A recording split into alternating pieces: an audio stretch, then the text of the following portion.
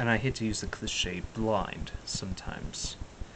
And, you know, you only focus on the positive, which is, you know, not necessarily a bad thing inherently, but you don't realize the flaws that the person has that are eventually going to get on your nerves and destroy the relationship that you have with them. Can you choose who to love? Again, this goes back to the love thy enemies. You can't. You can't choose who you love. You're a biological being. You're programmed a certain way, and when somebody is presented to you who represents your core values, who represents what you think matters the most, it's automatic. You can't control it. You can't turn it off. You can't ignore it. And to think that you can means that you either must have some kind of superhuman ability, or that you're just a goddamn fool. And does it end up controlling us? Yes. Yes, love controls us. A lot of times more than we'd like. There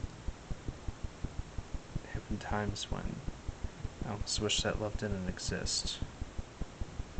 But it controlled my actions, made me think and say and do things that, under any normal circumstances, I never would have done. And how important is love to us? All important. Without that ability to value, without the knowledge that there's something out there to value, and without the experience of valuing a person or an object that much, what else is there?